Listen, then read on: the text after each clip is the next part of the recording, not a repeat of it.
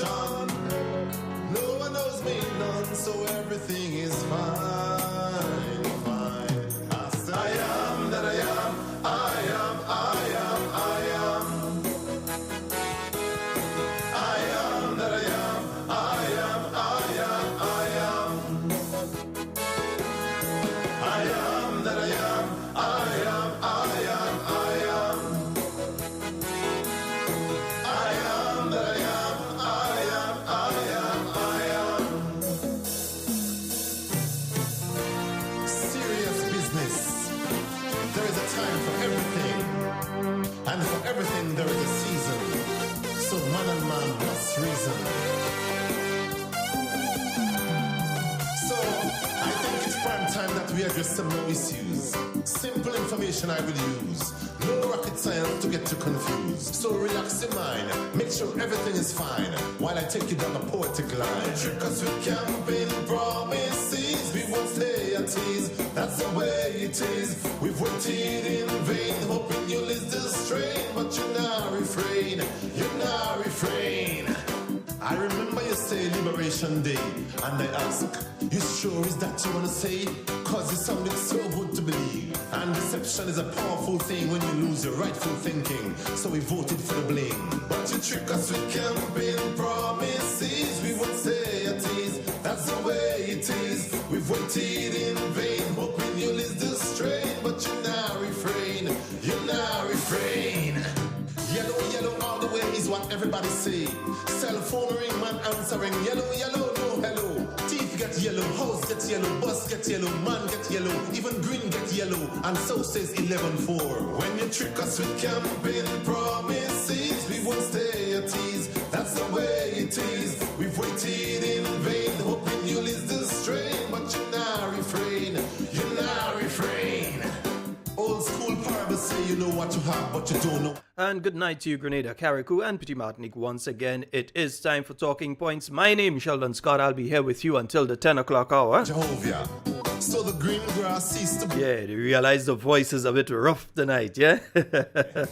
It's been a rough day today. One bell a ring. If we didn't know, we never know yellow would have treat us so. When you trick us with campaign promises, we won't stay at ease. That's the way it is. We've waited in vain, hoping you'll ease the strain, but you now refrain, you now refrain.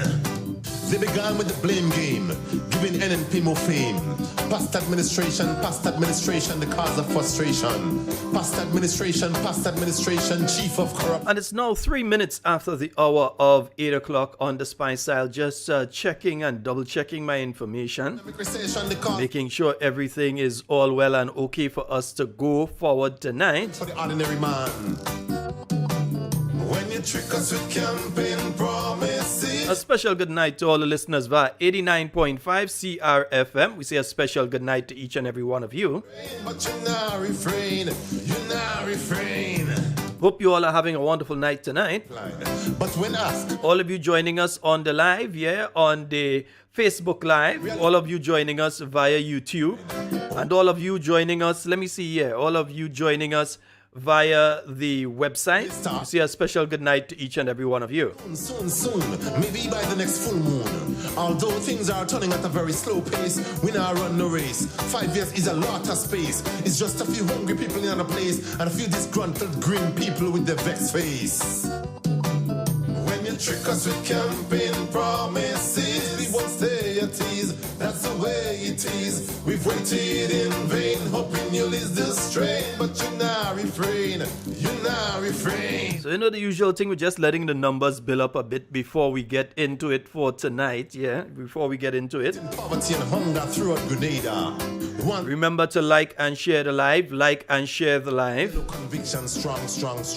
Let's make sure everyone gets locked in tonight. They're sucking money like water in foam, and rehire the imanis. And also remember tomorrow night, not tomorrow night, tomorrow morning at 9 a.m. It's going down. Let's get ready to rumble. But you now refrain, So we've heard about your internal division, but some can't die. To those of you at home and those of you abroad, let's get ready to rumble! Maybe they're cloned. Good night to you, Betty Ann, Janet, Lisa. Good night to each and every one of you. Christopher, I just saw you there somewhere. A special good night to you as well. And Errol, Michelle, Baby Daddy, Kathleen, Christine, Unison, Clive, Matthew Bowen, Devon. Special good night to you, Faithlin, Gemma. Good night to each of you. But you now refrain. You now refrain. You remember in the Bible, God. Amisha, I haven't seen you message, but I know that you're viewing as well. So good night to you. Is it the same Jonah? Lots of doubt, so I'm running up my mouth. And I'm counting no chicken before the hatch. Politicians sometimes farm. Yes, and see good night to you and Godfrey. Vote, they not sing one note. But here comes Fort Judy and Nancy Payne with $1 million house and brand new car on the scene. While our hungry belly's still grumbling. And you trick us with campaign promises. We once Linda Imelda Francois, special good night to you. in vain, hoping you'll You see, you get your own special, eh? So yellow people say, next election, not me staying. Anne-Marie Nichols, good night. From Jonah, here comes still with more pressure and hunger. And from the mouth of Grenada.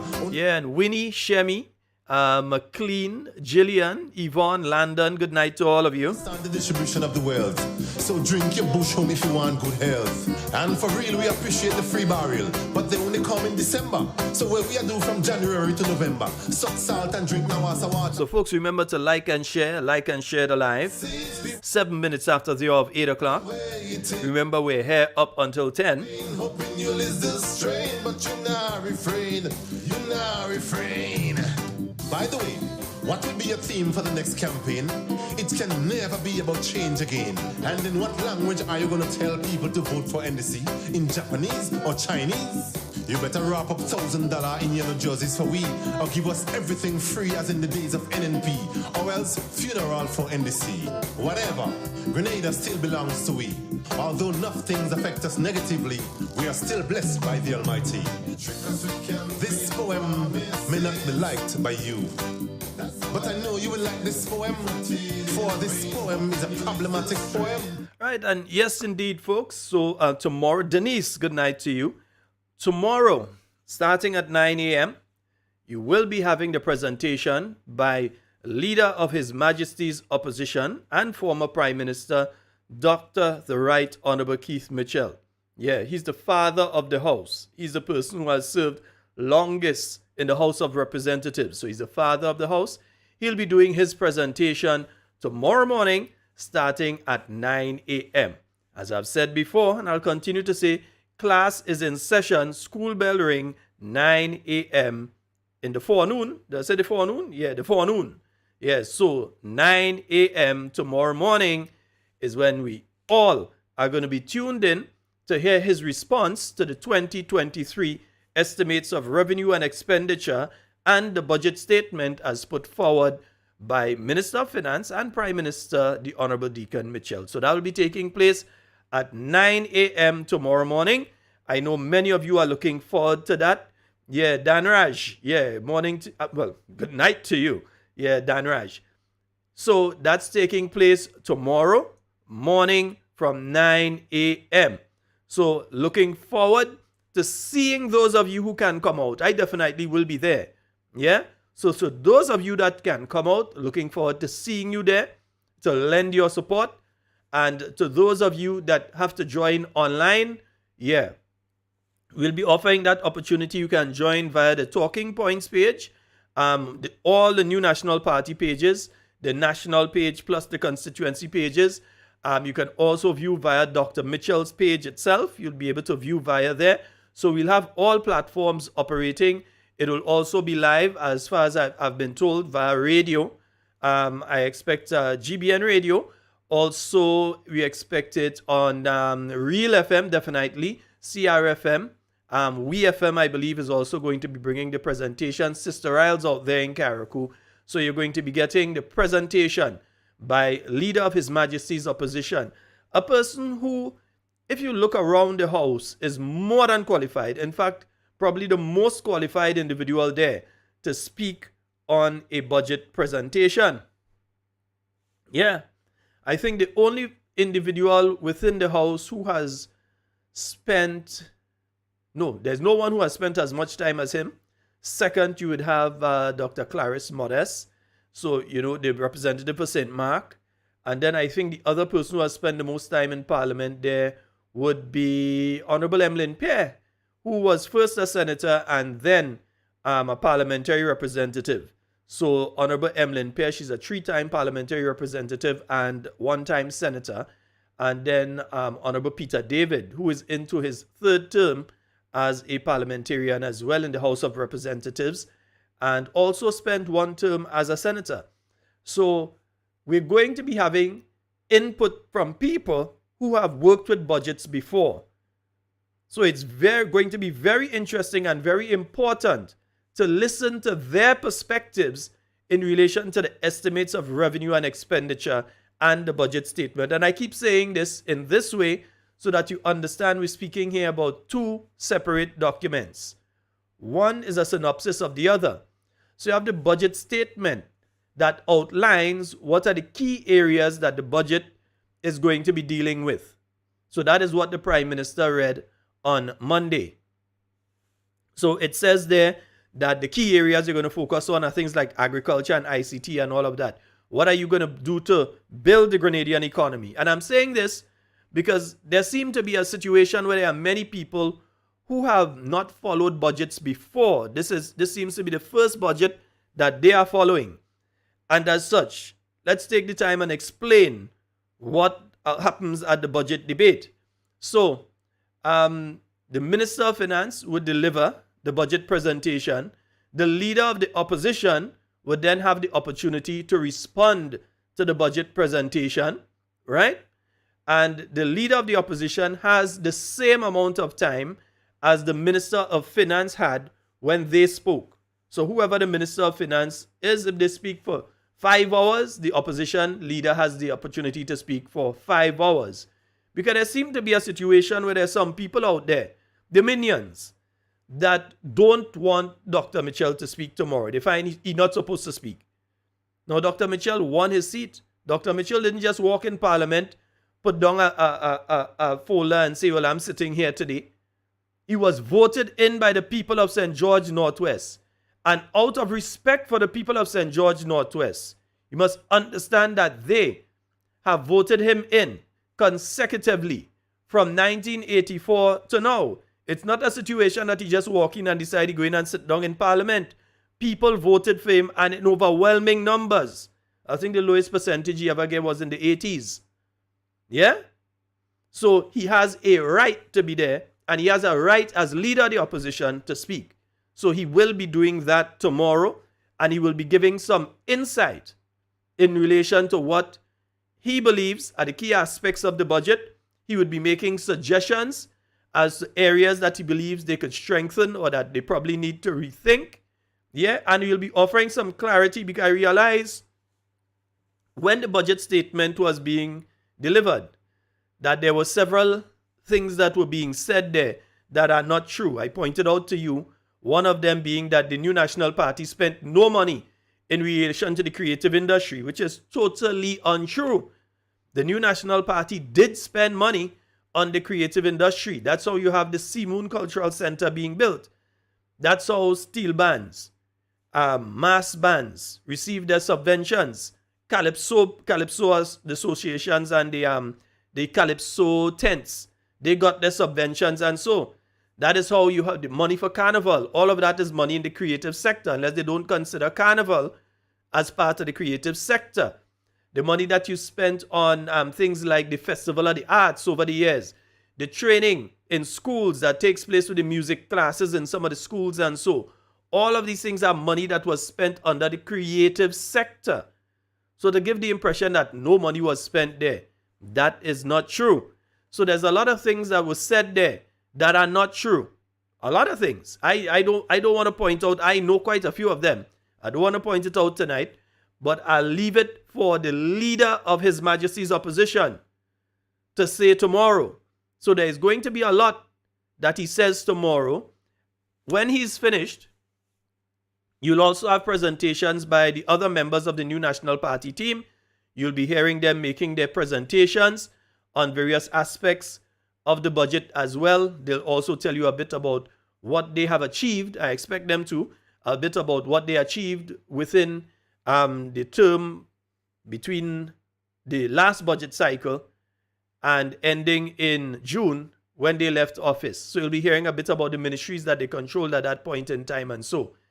And also pointing out some of the achievements of the New National Party team and offering advice to the present administration as to the direction that they should go. This, I think people get the impression that you go to rebut the budget and you go there to cuss and carry on and just say, well, that all good and that is nonsense. And so, I mean, if it's a if it's a false budget or a fake budget, if it's intellectual dishonesty, believe me, you're going to hear that. But that's not what it's about.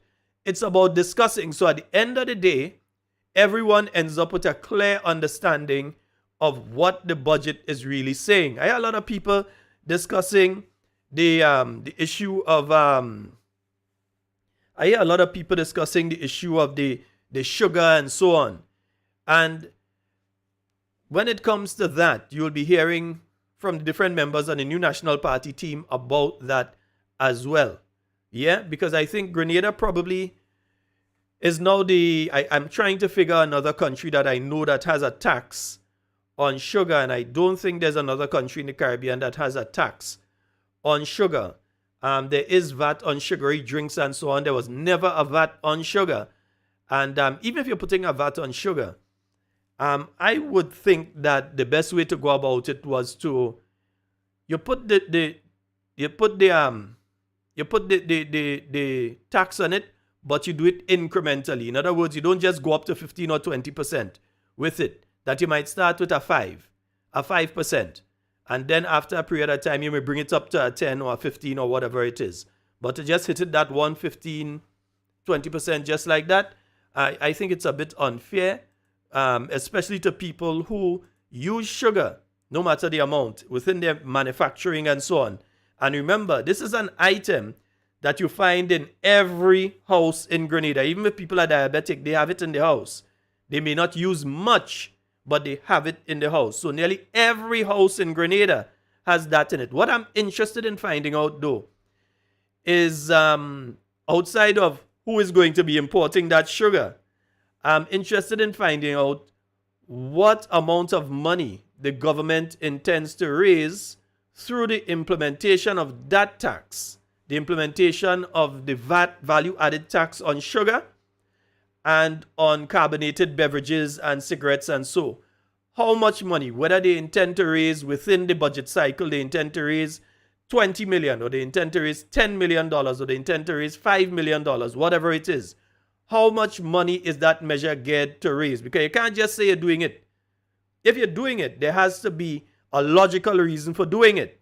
Yeah? We understand the health implications. I don't think anybody dismisses that. Everybody understands the health implications of using too much sugar, right? But at the same token, right, there is an economic implication as well. And we'd like to know how much money is going to be raised through that measure and some of the other measures that you're speaking about, because there's already the situation where there's the loan authorization bill. Now, with every budget, and I'm being honest here because I don't want anybody come and say, well, he's trying to fool people and he's trying to lie for people. With every budget, there's a loan authorization bill that comes along with the budget. So you have your budget. You have a part that you would say is financed through the consolidated fund. You have funding through grants and so on. And you also have funding through borrowing. So whether it's the NDC before, whether it's the NNP now, you always have the loan authorization bill. Last year, I think it was around 200 million. Year before, it was 100 million.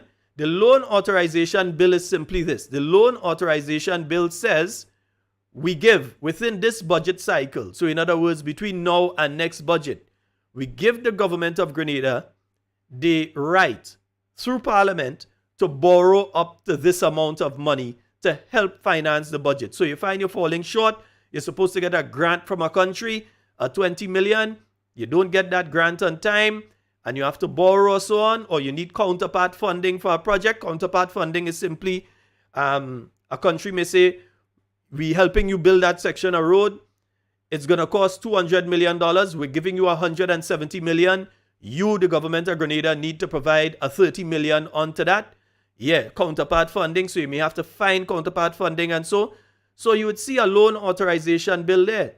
The only thing is, this I think is the biggest loan authorization bill that I've seen, unless we're speaking about the first $1 billion budget. I think there was one about that size there. But $350 million. That's the loan authorization bill you're going to be seeing with this budget. Again, it is nothing new. You have loan authorization bills with every budget. It does not mean that government has to borrow that amount of money. It doesn't mean that government has to go out now and borrow $350 million. But it gives them the legal right now to go out and borrow it if necessary. So I just thought it's important that I explain that part to you as well. All right? Nice. Digest that one. Remember the man say he's an asset to the party? And will we vote you without him? You left him with Glenn alone. Maybe they're cloned. And however, I foresee a pretensive unity that will mislead a lot just before the next ballot. But you guys will have to come real good, cause it's a... Yes, so Carl, Charmaine, Donlin, Andra, Christopher, Kisha, Faye, Anne-Marie, Sherms, David, Norma, Gil, I see you're in now, Gil, Wallan, Joycelyn, Earl, yeah, good night to all of you. Asha, hey, good night, girl. All right, nice. Claude, I'm seeing you in. Dwight is in. James is in as well. I'm seeing Faye there as well. So a special good night to you all. Let me see exactly who is over on the YouTube. Yes, Beavis and Antonio. Good night to you all. All right. Yeah. So class in session tomorrow morning starting at 9 a.m. Again, I was talking about the financing of the budget. So you're going to see the loan authorization bill there. Again, it is nothing new. If you know budgets and you've been following budget debates, you see that there. As I said again too, I can't remember a time that you've had as much, 350 million. Maybe there was that I can't remember, but 350 million as the loan authorization bill, I find to be, a bit kind of high.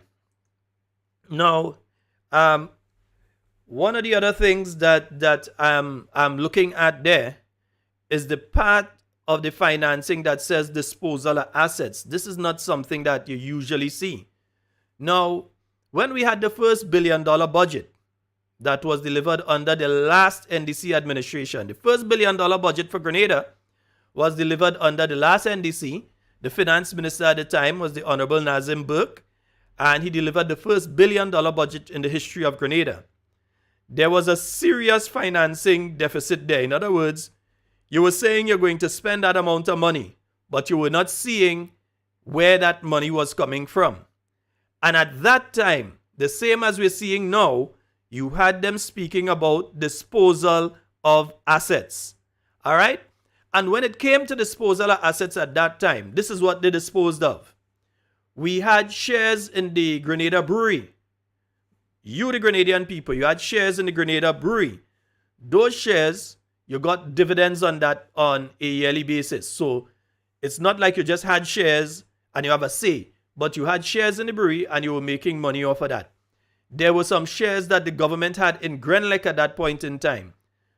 The brewery shares were sold, the Grenlec shares were sold, and several other shares that government had in different things. But even worse than that, properties that the government of Grenada had were sold. Several properties, I think it was around 14 or so properties were sold, including one property that didn't even belong to the government of Grenada and they should not have disposed of because they didn't own it to dispose of it. It belonged to another entity. And in fact, when the new National Party came in, they had to go through the process of ensuring that that property was returned to the rightful owner. All right? And when I say return, because it should have never been transferred to anybody else, it had belonged to another entity. And I'm worried when I see under the present budget document, a similar sentiment of disposal of assets. And I'm wondering, what assets do we have to dispose of? The main one, when discussing with various people, both business people, economists and so on, and other people in the know, the main one you keep hearing mentioned is Grenlec. So are we going to be putting ourselves back into the situation that we got in back in 1994 when we got rid of Grenlec? Because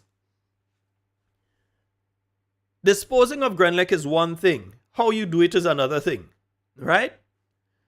If it were put on the market and you said that we're going to offer the majority of shares to the Grenadian people, so I could buy shares, you could buy shares, all of us could buy shares, and then we could benefit from the dividends of Grenlec on a yearly basis, so that you had an opportunity not only to be paying light bill, but that you had an opportunity to earn money from paying the light bill as well, because you're getting dividends at the end of the year. That is one thing. But to allow a company to come in and just wholly and solely take over Grenlec again and put yourself back into that sort of situation again, it's something that I think we need to seriously have a discussion on and look at. And we also need to look at the possibility of any other assets, because it didn't say disposal of asset. It said disposal of assets, the plural. So what else does the government intend to dispose of? I did hear the Prime Minister speaking about privatization or commercialization of some government entities. And you have various statutory bodies here. Some of them in different countries, they would commercialize or privatize some of those. For instance, you have the Grenada Postal Corporation, the Port Authority. Strange as that may sound, some countries, in fact, in the UK, either Gatwick or Heathrow, one of them, is not owned by the British government. Yeah, I know that even the Qatar owns shares in one of those airports and so, right? So the airports themselves have been given over to private entities to run and so. And there are many other countries where such things have been done. So are we speaking about privatization or commercialization of our port or airport or seaport, maybe even our stadiums? What are the other assets? Camahorn Park? What are some of the assets that government is seeking to dispose of? Is it property? Like where government has land in different locations that you're looking to dispose of? And if so, what for? And to whom? Yeah? So it's an interesting part of the budget that I really want to find out about when it comes to the disposal of assets. I'm very, very interested in knowing what assets are going to be disposed of. So I'm hoping that those questions are answered within the next 2 days, because after Dr. Mitchell speaks, you're going to be hearing from most likely a member of the National Democratic Congress side of the House, the government side of the House. You'll be hearing one of them speaking, and then they should be followed. If the order is done correctly, you should have a member of the New National Party side speak after, one from the government side, one from the New National Party side, and it rotates like that until everyone gets an opportunity to speak.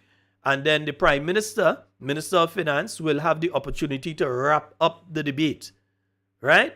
So I'm hoping that some of these questions are answered by Friday, because I think the debate lasts until Friday and is supposed to end on Friday.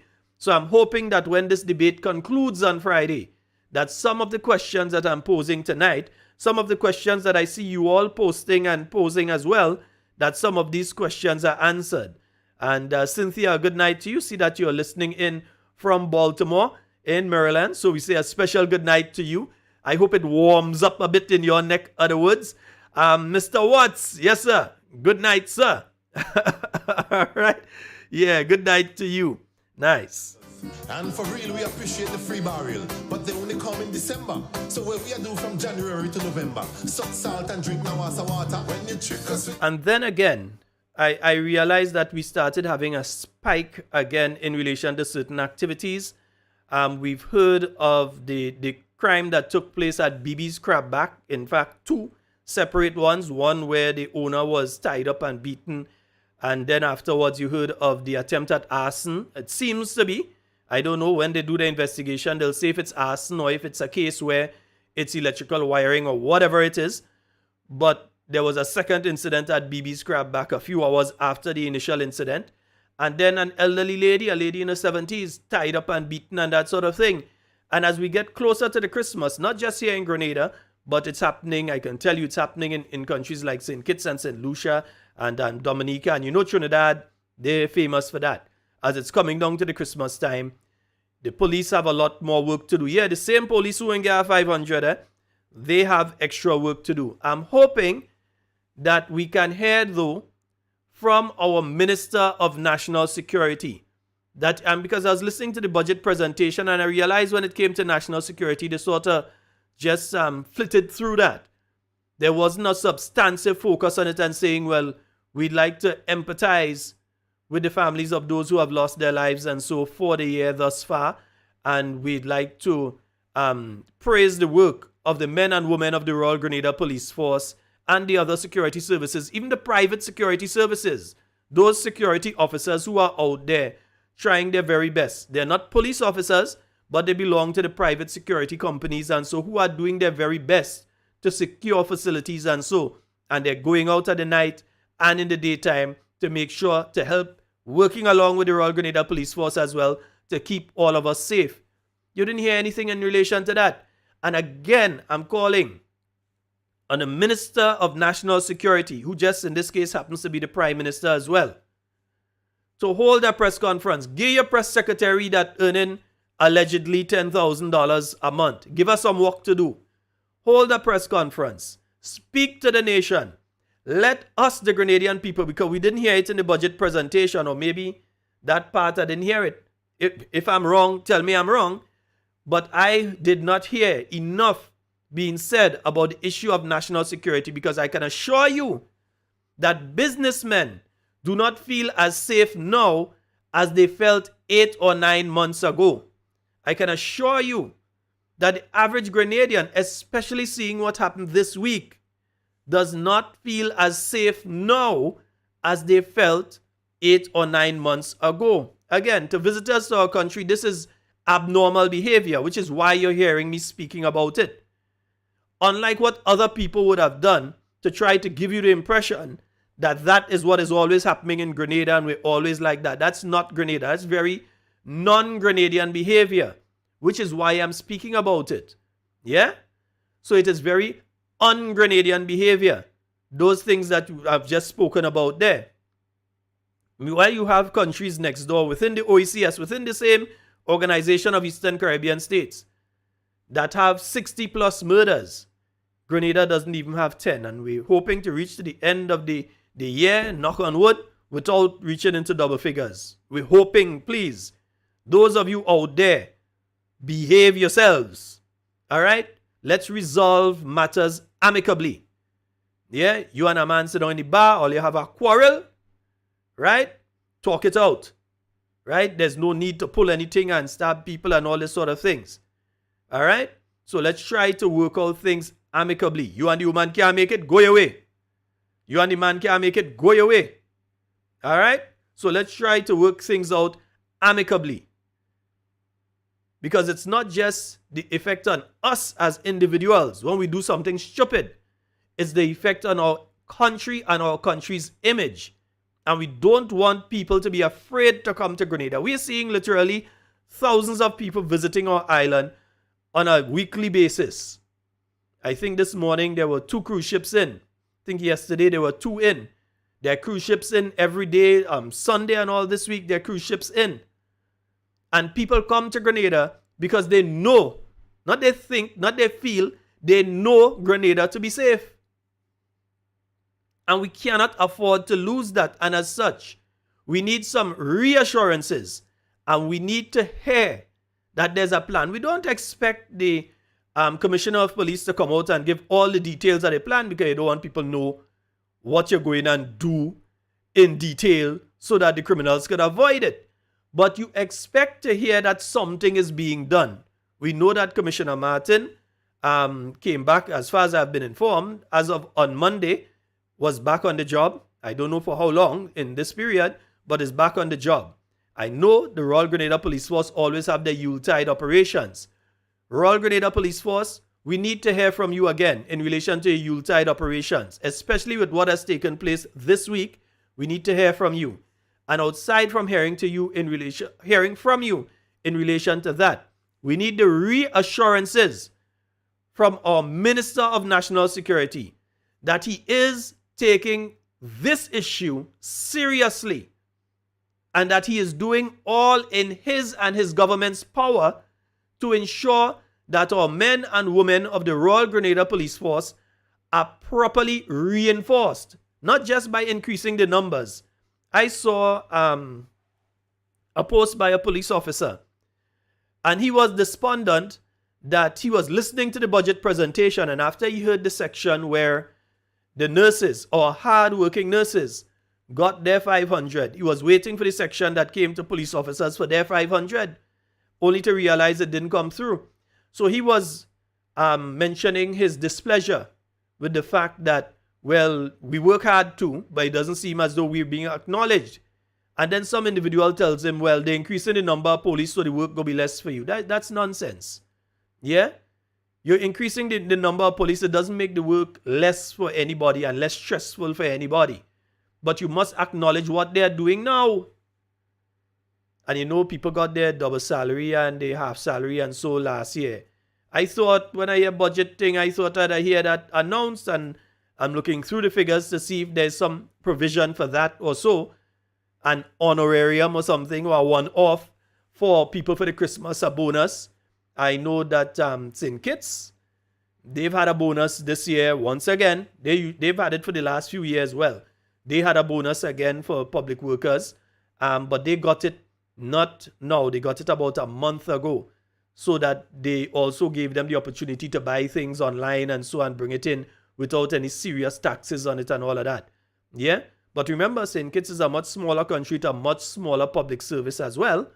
But they have done something.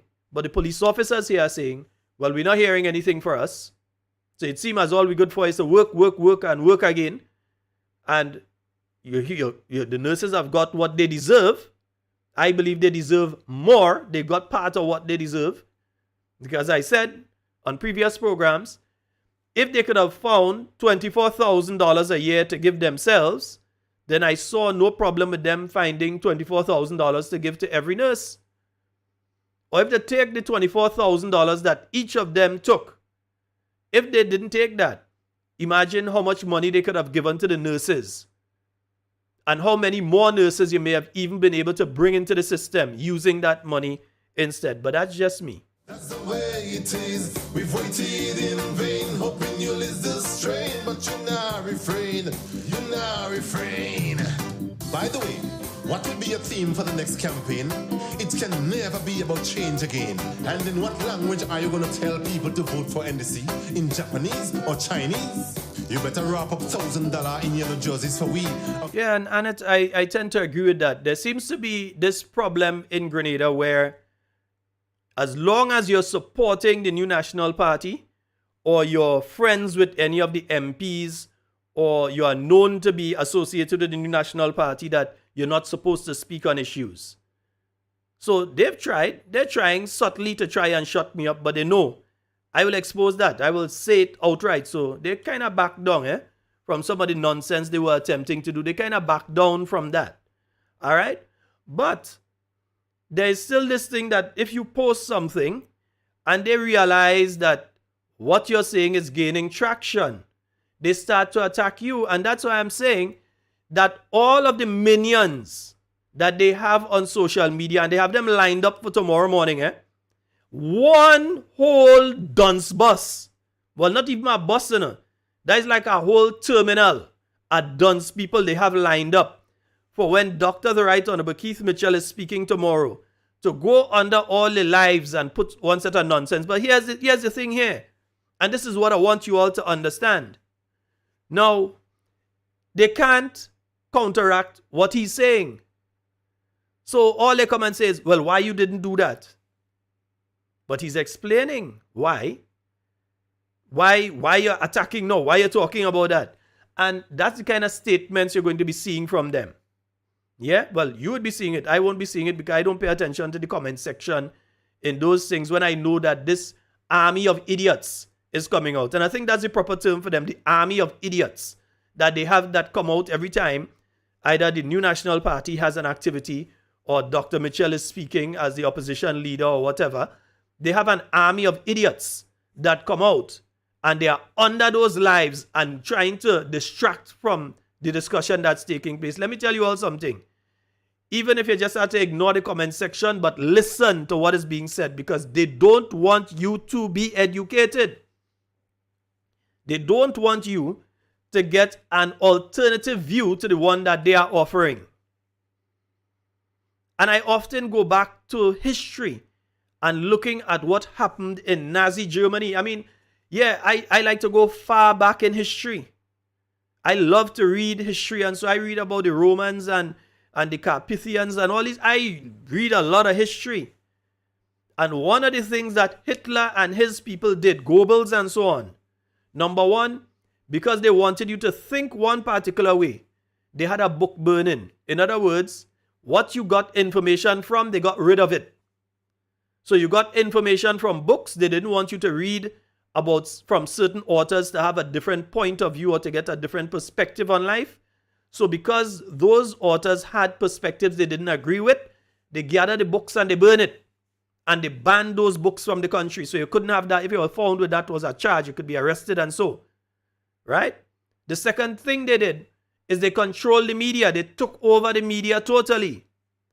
So every time you turned on the radio in Nazi Germany, all you would hear are these anti-Semitic and negative messages against a certain segment, anybody that was not pure Aryan blood. And then you heard all the praise of one group of individuals and one individual in particular. Does it sound familiar to what you're hearing right now? Because the moment you open your mouth and you say something, it's like, what are you calling the man name for? What are you calling the man? They have called Dr. the Right Honorable Keith Mitchell every single name they could possibly conceive and think of. They've called him in the last 30 years or so. And especially in the last election campaign, the sort of things they said. And that's why we are attempting to keep this program up to a certain standard. And we won't be going down that road. We won't be calling people all those kind of names like them. Yes, the army of idiots is a name. But that's why a grouping of people that behave in a particular way. Now, these individuals, they cannot discuss an issue. They're dunce, really. So they cannot discuss an issue. So because they cannot discuss that issue, they attack the person who is posting. So if you post and you say you do not agree with the imposition of VAT on sugar, because you know of people that produce confectionaries and so on, it is going to negatively affect their business, they are going to attack you and say, well, you're talking shoppiness, why are you talking that?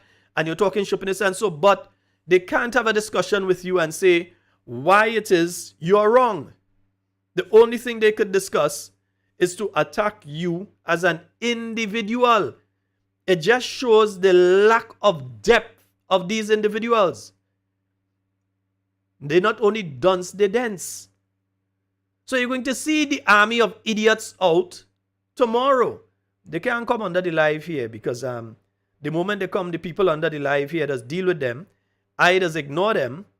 And then within a few minutes, you realize they just get banned. Any profile they create does get banned and the comments does disappear. So they ain't lasting long under here. All right? So we have to ensure that we pay attention. And remember why I always say, sometimes with things, it's not what is said as much as what is not said. So you have to pay attention tomorrow starting at 9. And we're going to send out the links. If you check my page personally, all of the New National Party pages, we're going to have the links there that you can go to and you'll be able to view any of the constituency pages. We're going to cross-post it to all the constituency pages and so you will have options where you can go and where you can view the presentation that's being made by the leader of the opposition tomorrow. All right? So we're going to have that tomorrow for you. Nice. This is not politics. Please don't forget, I'm just practicing to be a poet. Not qualified as yet, but have no fear. Oh, and folks, remember tomorrow it's Thursday, the Star Academy down there in the Limes. They're going to be having their annual school fair tomorrow. They have ice cold bar, face painting, ring toss, bouncing castle, fun, dips, raffles, and much more. They have barbecue, chicken and chips, cakes and pastries. That's at the Limes playing field. It starts at 1 p.m., ends at 7 p.m. tomorrow. So if you're looking for somewhere to carry the children tomorrow, you're looking for somewhere to pass and just get something, yeah, they've got that. They have barbecue, chicken and chips, cakes, pastries. They have a bar, everything. So that's starting tomorrow. The Star Academy, that's a sort of preschool for children and so on. You know, usually they try to raise funds so they could get the items to continue the education of the children. And it's not a government-run facility, right? I believe, in fact, I think it's a group of youngsters that's actually running that academy. And they're doing an excellent job from all indications, which is the reason I'll read this here. So the Star Academy, that's down in the Limes. They're doing that tomorrow, and that's between 1 and 7. All right? Yeah, so tomorrow, that is no weekend and all kind of thing. That is tomorrow. Nice. Reason. Stars and Angels on St. John Street, they have their fair on Saturday. So on Saturday, you have to check Stars and Angels. That is on St. John Street. All right? So you'll get some more information on that tomorrow night as well. According to how long Parliament runs tomorrow, tomorrow program, most likely we'll be having a program tomorrow night. Most likely we'll be having a program tomorrow night. I'm just looking at what time Parliament may end, if they're going to go with presentations into the night, because Dr. Mitchell's presentation may end a little after 1, because he has 3 hours plus to speak. He has as long as the finance minister to speak. So he has 3 hours plus to speak. And when he's completed, they may go on lunch. And after they come back from lunch, then you have the presentation by different members and so. So I'm not sure what time they would finish, if they'll go into the night, what time they would finish. But whatever time they finish, we're going to attempt to do the program tomorrow night. So don't think because Parliament going on, we don't have talking points. If we are not having it, we'll put out a notice via the Talking Points page at least an hour or two before. We'll let you know that there won't be talking points, but most likely we'll be having program tomorrow night, God's willing, all right? Old school parables say, you know. And I'd like to say, we're glad to have the president of Cuba here with us at this point in time. Forever, not even things created by the great Jehovah. So the green grass ceased to grow to allow the yellow vibes to flow. But boy, one song I sing, one bell a ring. If we didn't know, we never know yellow would have treated us so. When you trick us with campaign promises, we won't stay at ease. That's the way it is. And we have a call online. Good night. Hey, good evening. How are you doing? Hey, I'm quite fine, bro. How you doing? I'm good. I'm still reflecting on that great, wonderful, divine budget that was presented to the people of Grenada. And there are other I'm adjectives wondering- I could use to describe. There are other adjectives I could use to describe it, but I've chosen not to until the end of the debates. let me see if it will be fleshed out in the debate. So I refuse to use those adjectives yet. Okay, now I want to make a statement, and I'm addressing it to the party faithfuls of the NDC. As far as I'm concerned, we live in a democratic society. Our country is supposed to be embracing democracy. It means that after every election, there is a victor and a loser. The election that has happened, the last election, gave the NDC the reins of power. Now, you don't have to like them, but that is the way it is. I would wish that the party faithfuls, the diehards, would get off this thing about we beat all you and it's we time now and we good and we better, and I think it's time we stop that. Now, you're talking about you want constructive criticism, but every time a member of the New National Party makes a criticism, everybody jumps down their throat. A little like us, a little. The nonsense has to stop, and it starts at the head. The leadership of the National Democratic Congress is supposed to, by law, advise and advocate that their members concern themselves as we NNP are doing with the development of Grenada. And of course, there are two sides. So naturally, we will be keeping the NDC honest. And that is what we will do and continue to do. Now, we are not crying that we lose. We are saying that there are things you said you're going to do that you have not done, and you are focusing on other areas that was not mentioned, was not promised to the people. And I hope that the NDC, who are smart, would understand that, listen, if you pay close attention to the elections that have happened in Grenada, Grenada is NNP country. Even when the NDC won, they never won by any big margin. Check out how much is the margins that have been given by the NNP. So Grenada is NNP country. A lot of people have been dissatisfied with certain things with the NNP, and they have decided to give NDC another chance again. But stop acting, one, as if nothing was happening in Grenada, that Grenada was some donkey stable, when you know it's not true. And you could ask your prime minister, who boasted that he found money in the treasury, the first prime minister to accept that. So I'm saying again, Sheldon, let the party faithfuls come off it. Come off it now. You win already. You're the solid set of winners I've seen at the NDC. Come off it. Let us push the country. Yes, we are going to oppose, because that's what we are here to do now, and keep the NDC honest. And if you believe in democracy and you believe in your country, then you should be happy that we are trying to keep the NDC honest. Well, here's this caller. One of the things I'm always surprised at is that they want to run their party. They want to, in fact, they even want to run theirs, and they don't want to walk their party, but they want to run yours. So they are the ones trying to give the NNP advice. The same party that put them sit down without a seat. A unicycle at least had one seat on it, but they didn't even have a seat. Yeah? Unless you give them a look oblige through the Senate. They didn't have a seat in Parliament for nearly 10 years. The same party that did that to them from opposition and from government. Yeah? And who only lost this election by small margins in 2 seats that could have been flipped, and you ensure that the NNP was back into office again. Why they think they're so intelligent and they know everything about politics now to be giving the NNP advice? And why are they so worried? Why try to advise the NNP that Dr. Mitchell should not speak? If it's a bad thing and you want to support your party and it's a bad thing for NNP, then let it happen. That is it. And you see, when we don't remember our history, we have a way of repeating it.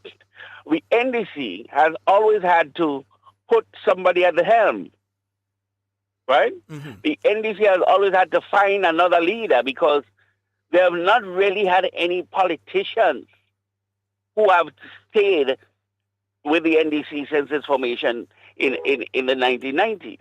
And you would remember, I don't know who remember that, but in 1990, after the election, when the NNP won only 2 seats, one with Dr. Keith Mitchell and the other was a gentleman from Victoria, and the budget presentation was dealt with in a way that only Dr. Mitchell could have handled it. And he alone, you could say, spent about 10 hours debating the budget, taking on the NDC. And in those days, the NDC had a caliber of men. You know, the Francis Alexis, the late Finley St. Louis. These are the kind of guys that was in the NDC at the time. And even the then opposition leader, the late Winifred Strawn, had to gave up her time after she made a presentation. She said, I'd like to turn over the rest of my time to Dr. Mitchell.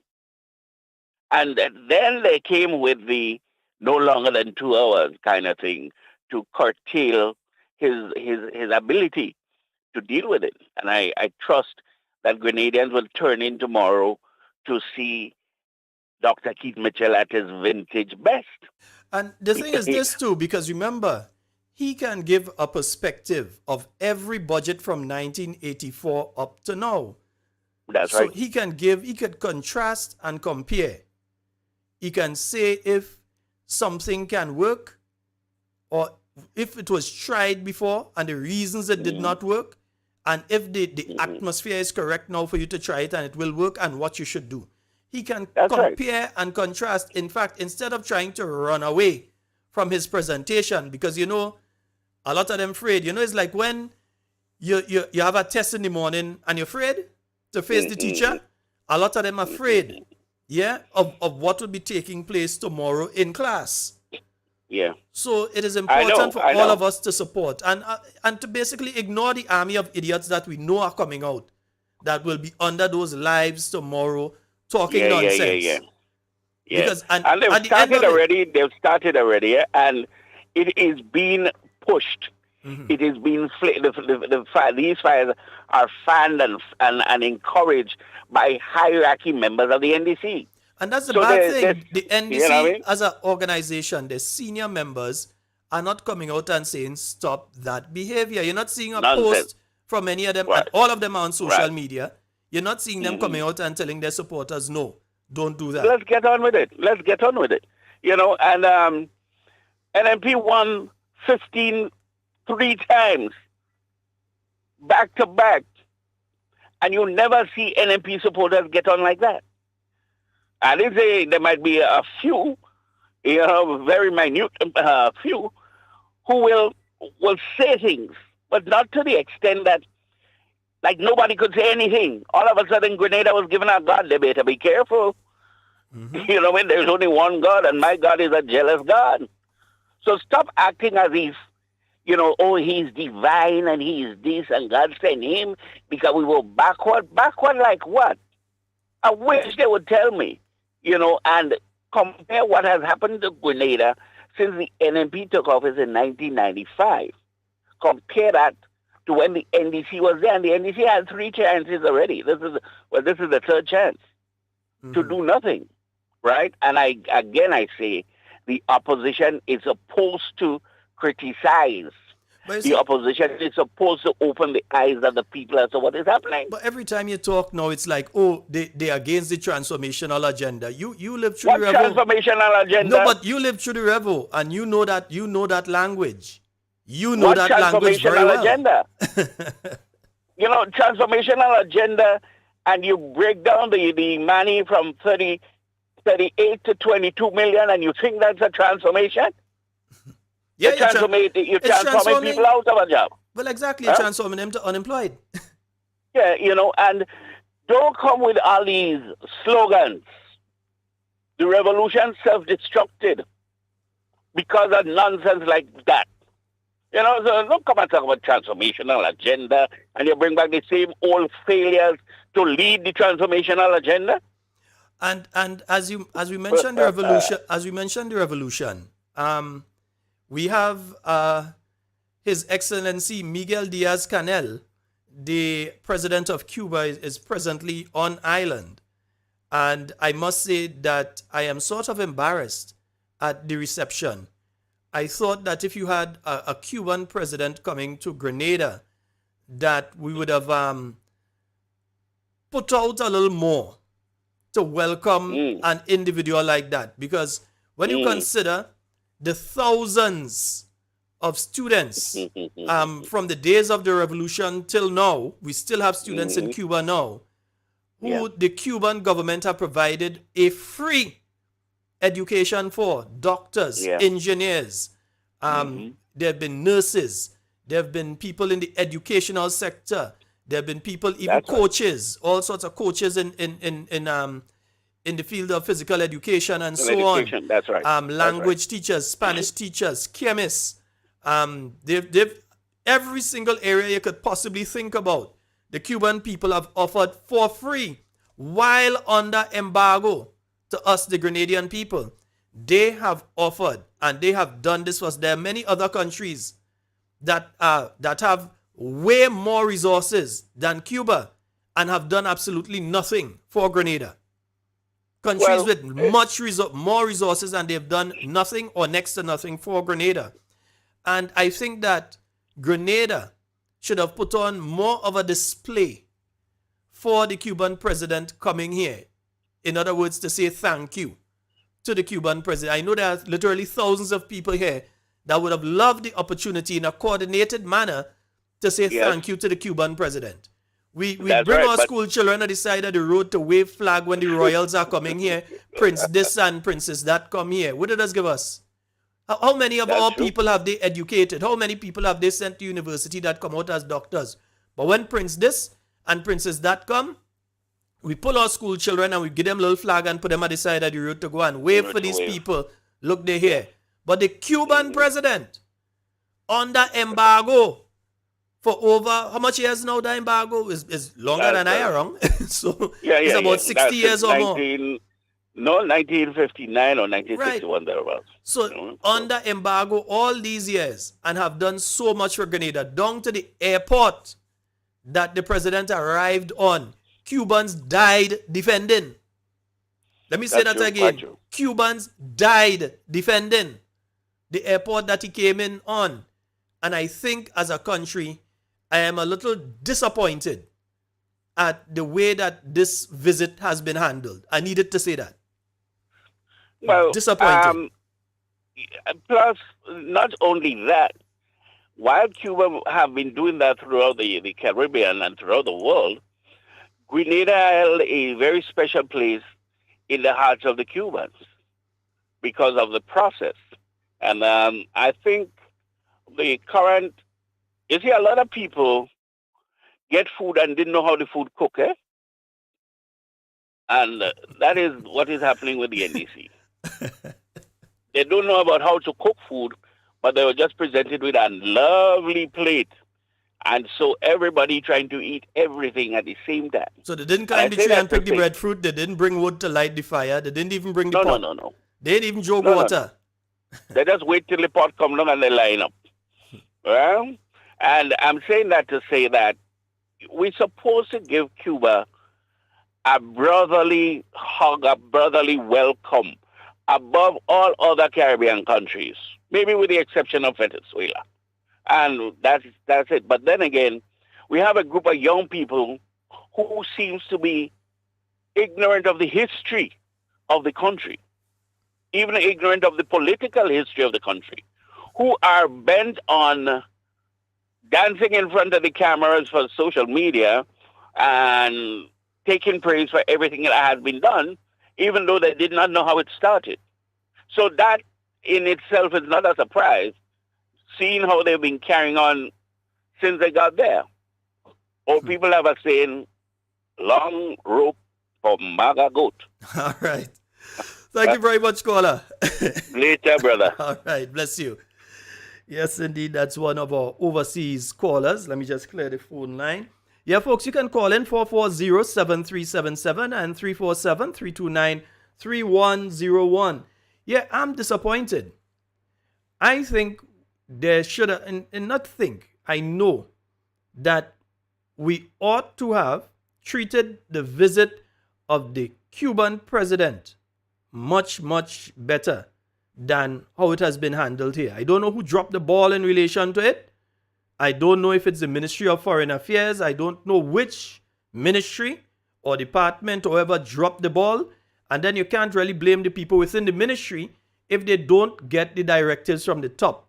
But I believe that this visit is poorly handled.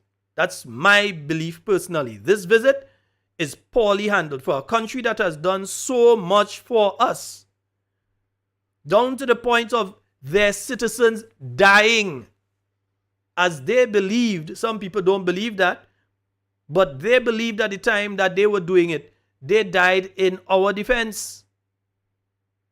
And this is the way that we treat them. If it was Princess so-and-so and Prince so-and-so, all them little school children would have been at the side of the road with flag waving and smiling, waving. They come in. What they give us? How much scholarships you ever hear they give us? Princess this and Princess that. And Prince that. You ever hear they giving scholarships and all kind of thing? But we treat them like gods on earth when they come. and people who have done so much for us. You understand? It is Grenada. This Grenada and Dr. the Right Honorable Keith Mitchell, who was the first CARICOM leader to re-engage with Cuba. At a point in time, all other countries afraid. Not one of them was setting foot in Cuba. It is Dr. the Right Honorable Keith Mitchell, who also received the Order of Jose Marti. That's the highest award in Cuba. I ain't hear certain other prime ministers down here get it or anybody. You understand? I know Owen Arthur got it after. Ralph Gonsalves got it after. Roosevelt Skerritt got it after. You understand? But Dr. the Right Honorable Keith Mitchell received the Order of Jose Marti. Yeah? He received the order of the highest award from the Cuban people. But yet still, this is the way that we treat the visitor. I really not impressed. I'm just being plain. I'm not impressed. Never mind. Only projects in pipeline. No water to cool down the yellow temperature. When will they start? And again, when you hear them speaking about people against the transformational agenda, those of you who are old enough and those of you who may not be old enough but have researched would know that sort of language. Because during the Revo, we know what used to happen when it was against the then transformative agenda. Or in other words, you were counter, a counter-revolutionary. We know what used to happen with the counter-revolutionary. Somebody was just sending a message to me there that there seems to be people who are being paid to go under the lives tomorrow. That's they get a pay for the day. I ain't saying who paid them. I'm hearing that there are people who are getting $150 for the day tomorrow, and all they have to do is go and talk stupidness under the live when Dr. Mitchell and other members of the New National Party team is talking. All they have to do is try and disrupt the conversation there. I don't know, because some of them, I don't know if they feel Dr. Mitchell does have a device in front of him watching their comments when they're talking. I don't know if that's what they feel, like like they're telling he something, or like some one of us go come and say, well, look, this person says something about you. They, like if we go call Dr. Mitchell and tell him, they're talking to themselves. The army of idiots will be out. They're already out, according to the last caller, but the army of idiots will be out. But you have to remain focused, and you have to continue to listen to what is being said and encourage others to listen as well. Yeah? So tomorrow morning at 9 o'clock, that is taking place, right? Nice. The phone lines are open, 440-7377, 440-7377, and 347-329-3101. Those are the numbers for you to call and get onto the inside. So I'm running up my mouth, and I'm counting no chicken before the hatch. Politicians sometimes form a crooked batch. After they get the vote, they not sing one note. But here comes Fort Judy and Nancy Payne with $1 million house and brand new car on the scene. While our hungry Sherms, they've said a lot, looking at some of the comments here, and Sherms, they've said a lot worse than that about Dr. Mitchell as well, you know. It's what they say about Dr. Mitchell. We have not returned the favor because we understand that you might be attacking the person, but what you're demeaning is the office of Prime Minister. And that's what they didn't understand, that they were demeaning an office that they were seeking to capture. And now they have it.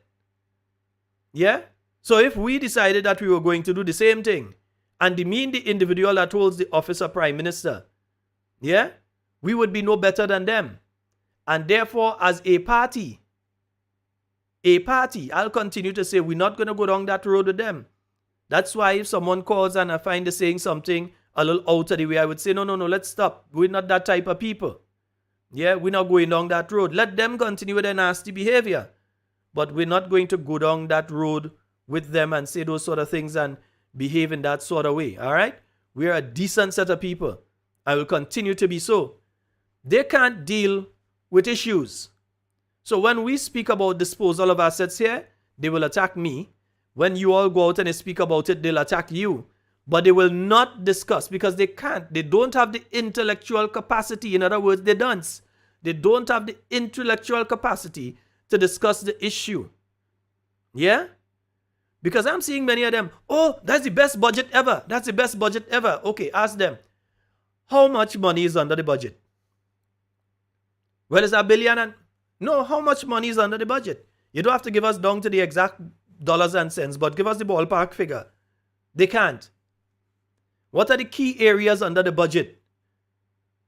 Well, it's a nice budget. We don't care. We Prime Minister do an excellent job. I never hear a budget so before. Of course you've never heard a budget so before because you never listened budget before. So you're not lying. You never heard a budget like that before because you never paid attention. You never listened to a budget before. Yeah? So it's like you driving a car and you just get your license and you're driving a car. And you're telling everybody that that car you're driving is the best car in existence. There's no car better than that. And the thing is, you never drive another car before. You get your license, you learn to drive on that particular vehicle, you're driving that vehicle. You never drove another vehicle. So you're trying to tell people that is the best vehicle when you have no experience of what other vehicles are like. And that's what's happening with some of these people when they come speaking about budget. They never listened to a budget before. And even this one, I can guarantee you that they have not listened to the entire thing. There's a big issue in relation to the budget statement. How do you expect someone to speak on a document that you don't circulate? At least at the end, even if you say you're just printing for the House of Representatives and the Senate, that you print copies so at least they have it. You mean you can't print that? Just that alone you would not print? Yes. The new National Party said you're going paperless and they provided devices to the different members of the House and so that you could receive your documents and so. But even that was not done. That's the point. Even that was not done. The document was not circulated. While you'd have the estimates of revenue and expenditure, the budget statement itself, which is what is being debated, that was not circulated until nearly 4 o'clock the afternoon. How you expect people to come and speak on that when they don't have it? So what they're supposed to do, go back and sit down now for 3.5 hours or however long, and listen to it again and take down a set of notes again and hope you don't miss something to come and speak on it, or have the document where they could go through it, 80 pages long. And that was purposely done in the same way that they leave out the names of the opposition the last time. But here's what. Tomorrow, and I hope you all recognize what is happening tomorrow, is also Dr. Mitchell's first time he will be doing a presentation. Yeah, he mentioned procedural matters at Monday's sitting. But this will be the first time that he is being allowed to do a presentation since taking the office of leader of the opposition. So when you're listening tomorrow, it's his first time speaking as leader of the opposition in this parliament. Right? So it's very important for you to tune in and to make sure that you spread the message. Caller, sorry, I missed your call. Call on back. 440-7377 329-3101. I think I'm going to have to put a light on the wall behind or something to see when somebody's calling, because I keep making those mistakes and I keep hitting the button how I'm standing as well. They began with the blame game, giving NNP more fame. Past administration, the cause of... David is saying, and they're only talking about Deacon reading without paper. Listen, that's absolute nonsense. The Minister of Finance delivered his speech reading from a teleprompter. Yeah, he didn't have a paper in front of him, but he had a speech in front of him. It was on a teleprompter. How they put the cameras, you can't see the teleprompter, but he read the entire speech off a teleprompter. He didn't stand up and speak out of his head for 3 hours. He was speaking from a teleprompter. A teleprompter is basically they angle the glass a certain way, and then the speech is projected up onto it, so that the person who is speaking, like how I'm facing my camera right now, if I had a teleprompter in front of my camera, you wouldn't be able to tell, because I would be just reading off of the teleprompter, and you would be sounding the same way I'm sounding now, looking the same way I'm looking directly at the camera right now. And he had a teleprompter that he was speaking from. So we're trying to talk about, isn't that he didn't speak for 3 hours? Yeah? He didn't speak for 3 hours out of his head. Yeah, he didn't use a paper, he used a teleprompter. Who the fool with that? In vain, hoping you'll ease the strain, but you now refrain, Busy Gil, you and Betty Ann does get too much trouble. neglecting, busy inflicting poverty and hunger throughout Grenada. To our listeners out there in the U.S. Virgin Islands, a special good night to you. Your yellow conviction strong. And let me say a special good night to Team New National Party heading into the Parliament tomorrow, led by Opposition Leader Dr. the Right Honorable Keith Mitchell, Dr. Clarice Modest Kerwin, yeah, the Honorable Peter David, the Honorable Emlyn Pear, the Honorable Delma Thomas, and the Honorable Kate Skeeter Lewis Peters. All right? Nice. So we've heard about your internal division, but some can't digest that one. I know Senator Katisha and Senator Neelan Franklin and Senator Norland Cox. They'll be around, but remember, this is the House of Representatives. They'll have the opportunity to speak on the budget during the Senate sitting. Yeah, I think the Senate sitting might be next week. I have to double confirm that. Long time Grenada ain't eat a food. You think politician good? Trick us with campaign promises. What's the me talking from? He talking from paper. So the feel he wasn't reading a speech, as a speech he was reading. But you're not refrain. They're trying everything to make people believe this is Maurice Bishop reincarnated. But will restore Grenada? Is it the same Jonah? Lots of doubt, so I'm running up my mouth.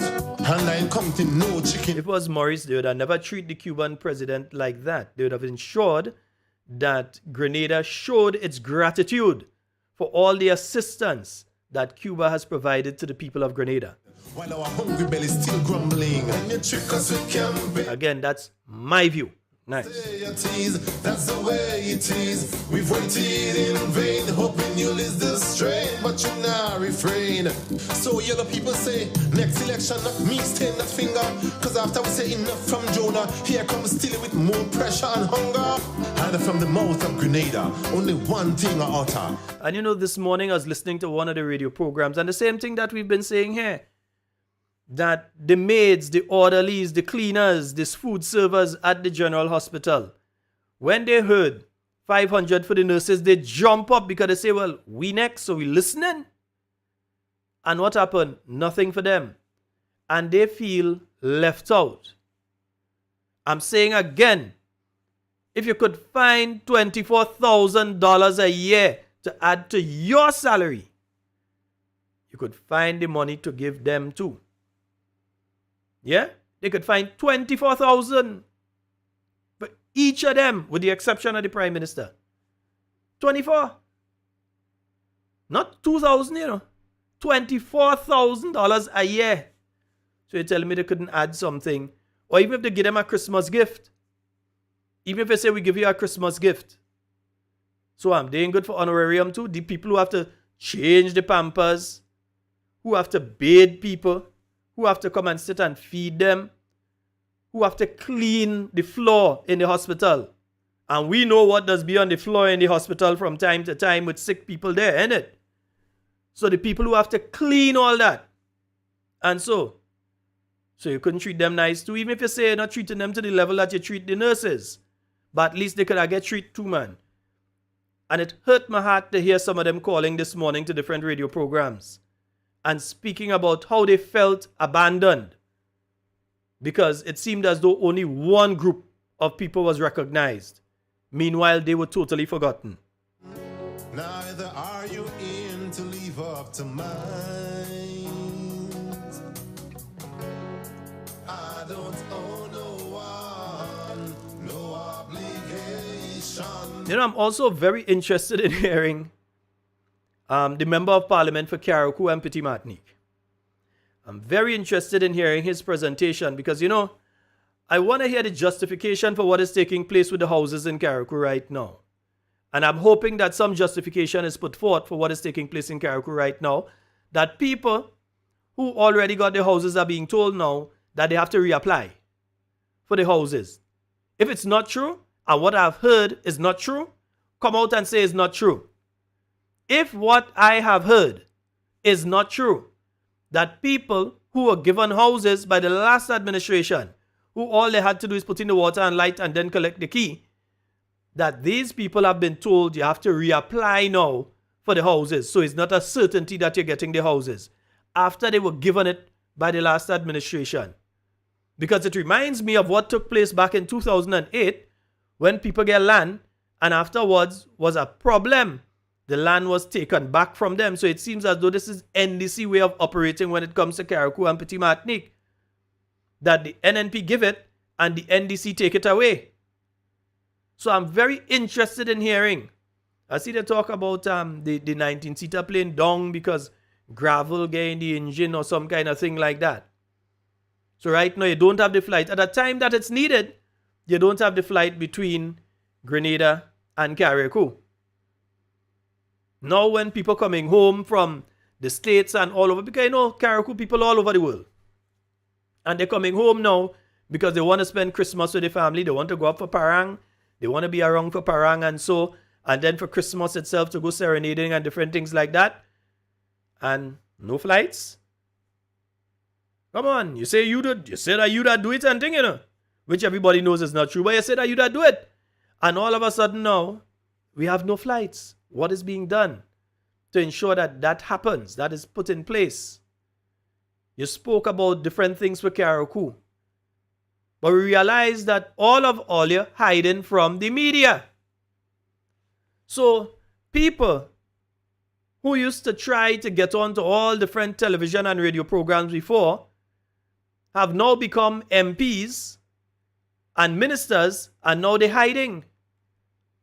So if you ask them to come on a radio program now, they ain't coming. They're busy. They're too busy. They ain't answering phone calls from media people. And then they have a press secretary that is the epitome of that refuses to respond and refuses to answer to inquests and requests by the media in relation to bits and pieces of information for stories that they're doing. Because what they're trying to do is kill the stories. Like what happened on the Port Authority. Remember, because they feel I might drop it. No, I ain't dropping it. I am still interested in knowing who are the other parties to what happened on the Port Authority. And I'll continue to say to that young lady, protect yourself, talk. I'll continue to say to that young lady that the earliest opportunity when they want to get rid of a certain member of parliament, they are going to use you as the means of getting rid of that individual, but they're going to take you down with the individual. Anytime that individual slip with them, he slide. And they're going to use you as a means of taking down that individual. Protect yourself and talk first. Take them down before they take you down. Come out and say the $12,000 or so in passes. Which company or individuals were receiving those passes? If my name had to pass in it, my name had to pass in it. If I was one of them, call my name.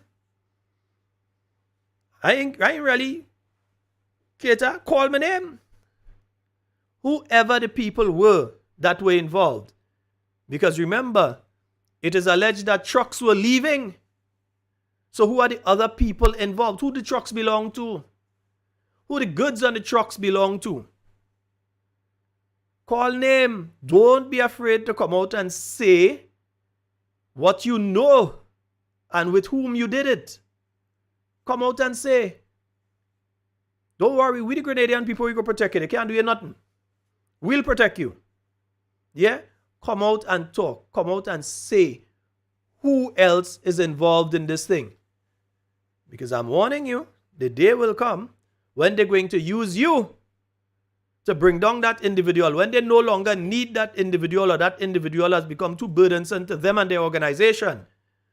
You're the trump card to get rid of that individual. But in order to do that, they have to take you down too. So protect yourself. Nice? Protect yourself. 440-7377-347-329-301. You list the strain, but you're not refrain. You're not refrain. You remember in the Bible, God Brandoy, good night. to restore Nineveh, but who will restore Grenada? Is it the same Jonah? Angus, good night to you. So I'm running up my mouth, and I'm counting no chicken before the hatch. Politicians sometimes form a crooked batch. After they get the vote. So right now we're hearing that the members of parliament, and this is an allegation again, there is an allegation out there that members of parliament have been told, the governing side, not to engage with the media. So if the media send them an email or a WhatsApp message, to just ignore it. That's what they've been told, allegedly. And it came from the top, that they are not to engage with the media. They're not to speak, because why? They're afraid talking points get the audio. Don't worry, we have a lot of audio. All I realize, mostly I've just been talking the last few days because Christmas is coming up. You don't want to go and use all of that then, and then you have to come back in January again. God's willing. We have a lot of stuff. And we will play a lot of stuff. And we'll dissect a lot of stuff. Because a lot was said prior to the election, during the election, and after the election. The thing is, sometimes you have to sit down and listen to 4 hours of audio just to find out what was being said.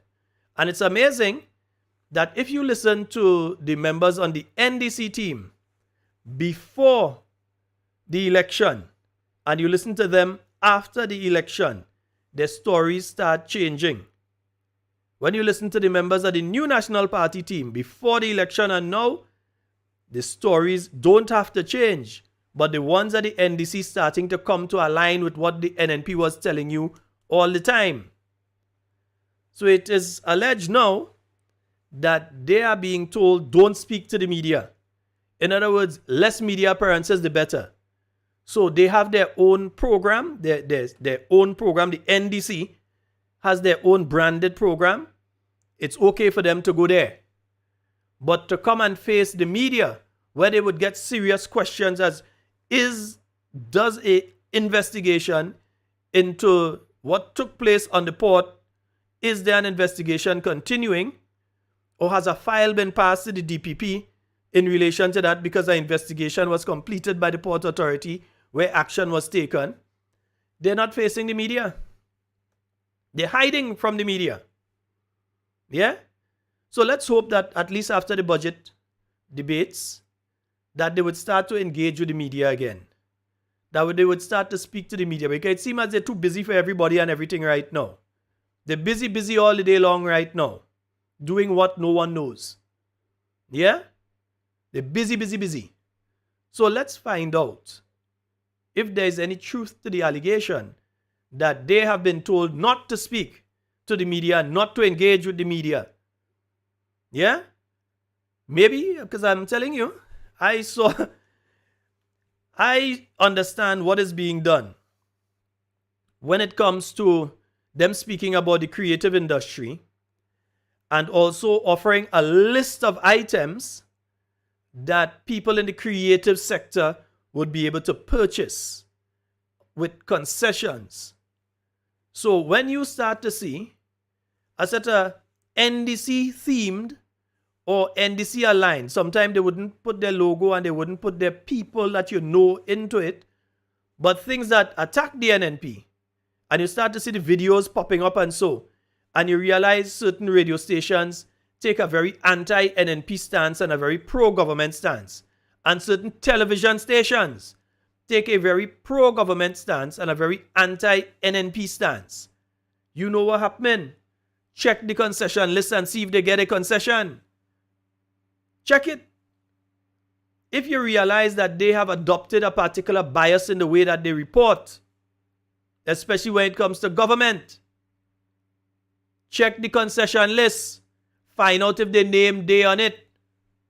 If all of a sudden the new National Party can't get time on the radio station, even if they're paying, they can't get time, but government getting all the time and NDC as a party getting all the time they want. Check the concession list. See if they're getting thing and if they're on it. Because that is what they're going to use. And in my mind, the word, I don't know why, but the word slush fund comes to mind when it comes to some of the money that's placed under the creative industry. Because if you're putting a certain amount of money under the creative industry, that you're going to provide as grants and so to media companies. So you have a newspaper and you get a grant from government, a particular political party in government gives you a grant, or you have a radio station and you get a grant from government to help you. Don't look at that money that's put under the creative sector just like that. It is not money that's put there really to build the sector. It's money that's put there to buy the sector. Understand the science behind what they're attempting to do. So they might fool somebody else. They ain't go fool us. We're watching and we know what's going on. You know, it's a slush fund. Look at the money they put under the creative sector. That is not to build no creative sector. That is to buy the creative sector. That is to get everybody on their side. I've seen it happen in other countries that the radio stations, etc., turned against one particular political party and there was no way for that political party to get their message out to the general population. So they're trying to block you on radio, television, etc., newspapers and so. Although our newspapers in Grenada are digital now. Block you there. And then they still want to block you online with the army of idiots. Because the army of idiots are there to attack, create memes, say the nonsense and all sort of thing all over the place. So they're attacking you on both the traditional and non-traditional media and trying to ensure that you do not have a voice. That's what they're doing. You realize you're listening to a program. For instance, I listen to Shaggy in the morning times. I might be listening to Shaggy. Let one person call and say something negative about the NDC or the budget or anything. You realize they pick up the phone. Well, I don't know why that person called. But you pick up the phone and you call too. If what they have said is wrong and you could prove what they have said is wrong, go ahead and do that. But why do you have to attack the person for calling and like they shouldn't call? Like it have one constitution in Grenada for you when you're a member of NDC and another constitution when you're from not only NNP, any other political party. Because some of the people that calling and voicing concerns and so are not New National Party supporters. Some of them don't support any political party, but they see an issue and they speak on it. But the moment they do that, they're under attack. Constant and consistent attack. That is why you have to have broad back. You have to have back like Morocco. You have to have strong back to be able to take some of the things that they just be saying out there. All right? Nice. Okay, you know some of them hate what they like, eh? Do so never, never, never like so.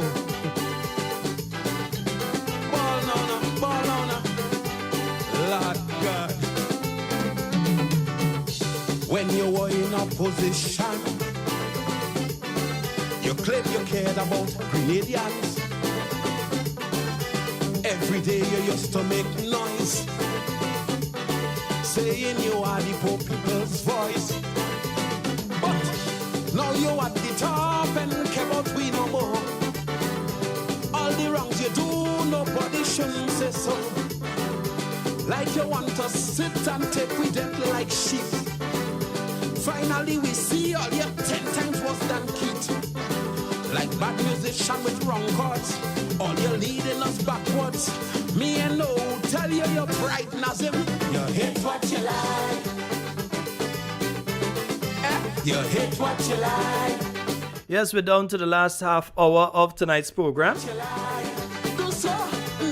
Yeah, I've got to get some rest tonight because remember, Parliament tomorrow. You think we blind, eh? What make you think we can't? I've got an early day tomorrow. All your disguise and your lies. It's not easy when you have to do stuff in the day and then you still have to come back in the night and then the next day, and so it's tiring, man. Wow.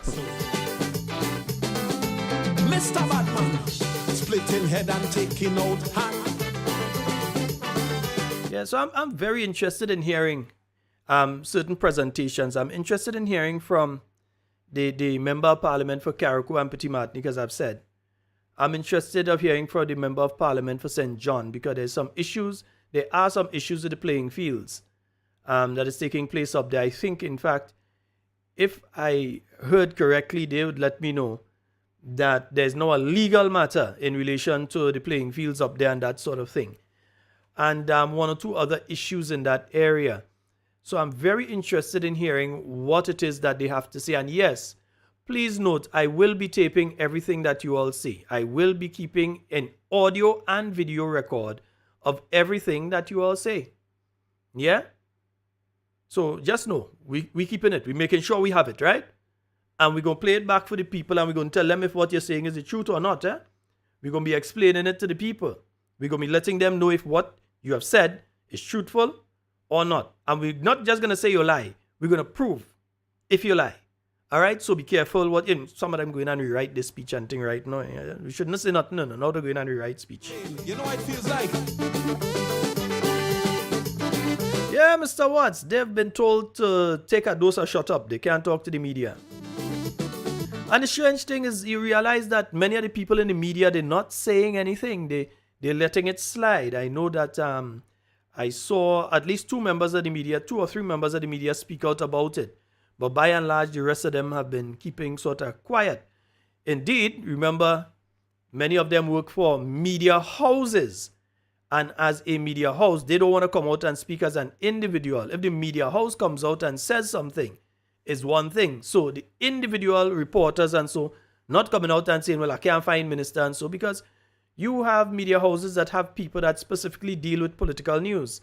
They are the ones that would speak to members of the opposition, members of government, get bits and pieces of information, verify information, and that sort of thing.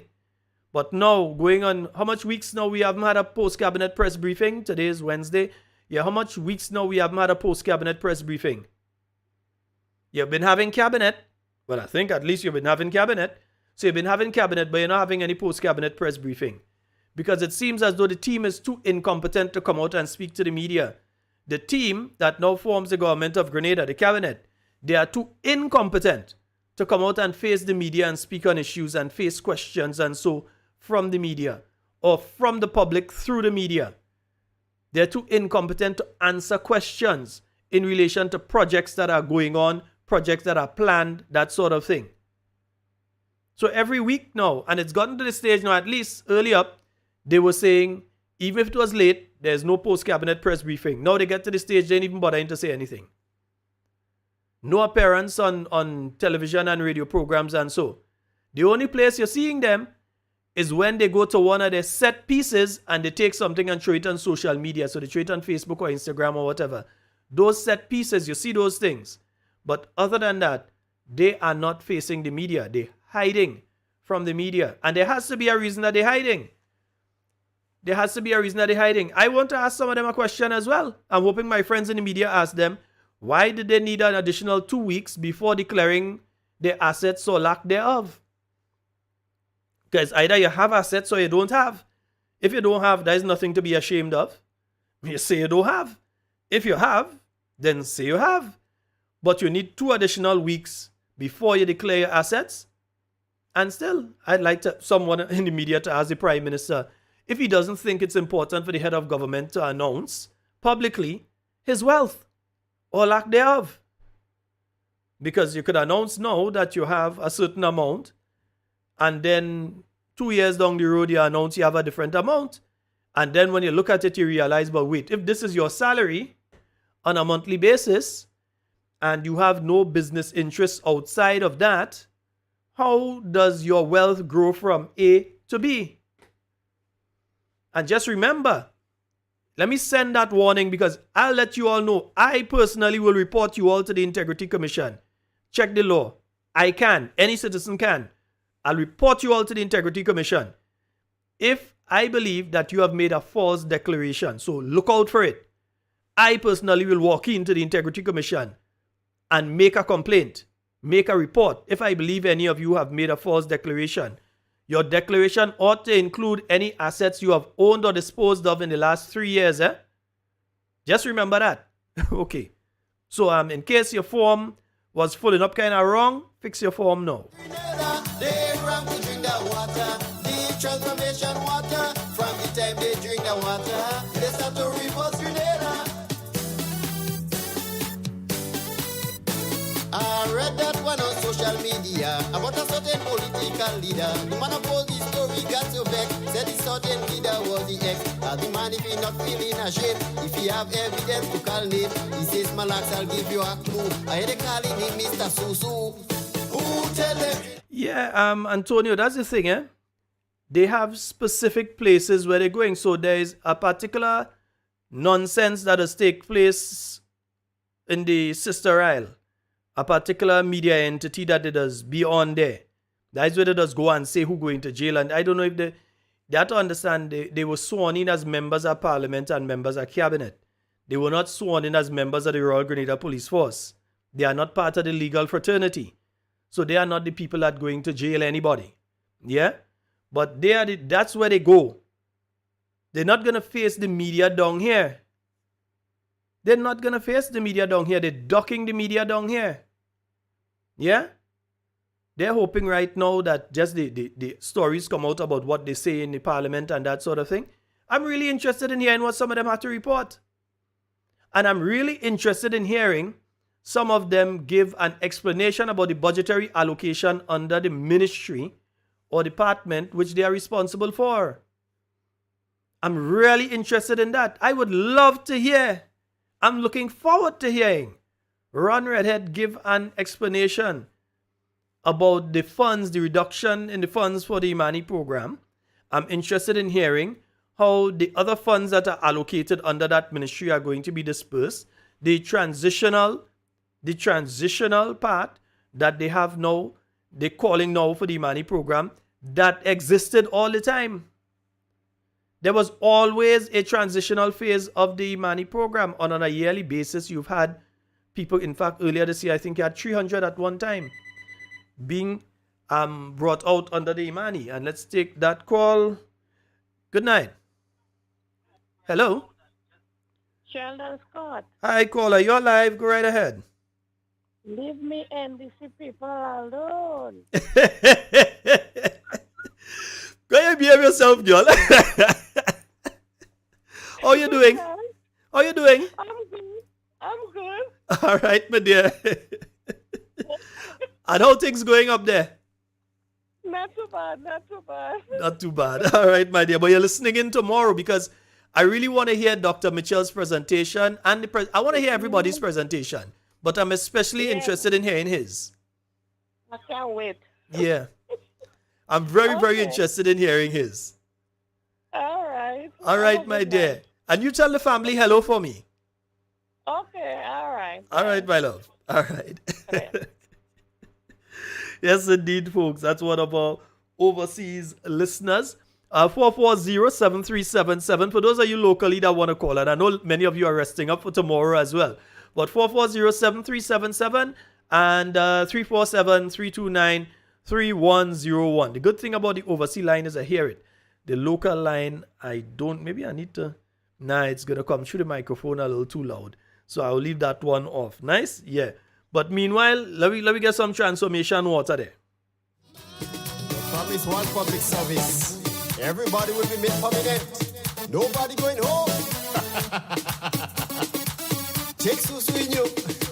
I don't believe in superstition. Something wrong with the transformation. From the 10 boys drink the water. Strange thing happening in Grenada. 3 houses born in Victoria. 2 born in St. David soon after.